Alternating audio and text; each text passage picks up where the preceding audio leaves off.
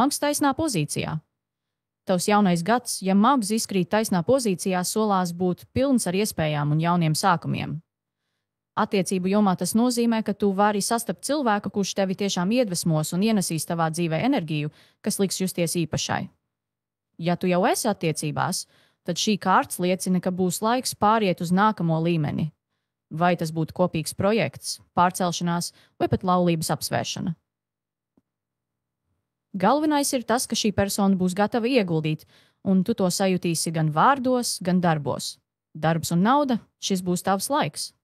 Mags simbolizē mērķtiecību un resursus, tāpēc jauno gadu tu vari sākt ar lieliem plāniem.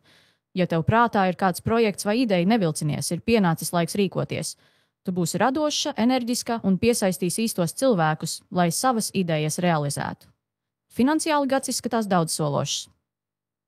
Iespējams, saņems piedāvājumu, kas liks justies novērtētāji, vai atradīsi veidu, kā nopelnīt vairāk, izmantojot savas prasmes un zināšanas.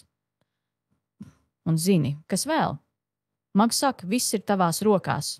Gads nebūs viegls kā mašīna ar automātisko ātrumkārbu, tev nāksies spiest uz gāzes pedāļa, bet ja to darīs ar pārliecību, tava dzīve uzņems ātrumu, kuru tu pati vēlēsies kontrolēt.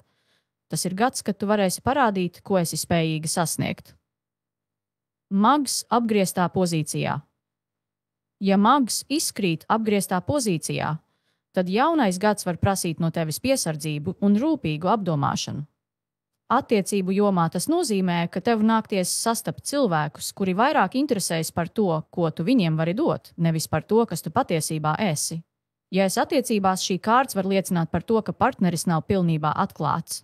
Vai arī jūs abi vēl īsti nesat izlēmuši, ko viens no otra vēlaties. Šajā situācijā ieteikums: vēro darbus, ne tikai klausies vārdos. Darbs un nauda var būt izaicinājumu pilna joma. Apgrieztais mags bieži norāda uz manipulāciju vai pārāk lieliem solījumiem, kas netiek izpildīti. Šogad tev būs jābūt ļoti uzmanīgai ar lieliem darījumiem, jaunām iespējām vai darba piedāvājumiem, kas izklausās pārāk labi, lai būtu patiesi.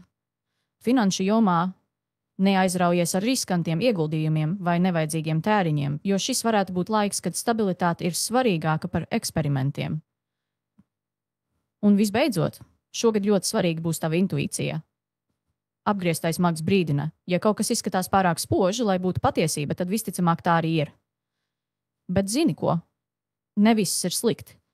Šī kārts aicina tevi sakārtot prioritātes un nesasteigt lēmumus. Gads būs kā šaha partija. Katrs gājiens rūpīgi jāapdomā, bet ja spēlēsi gudri, tu varēsi uzvarēt. Un atceries, nav nozīmes, cik kārtis tavā rokā, bet gan kā tu tās izmanto.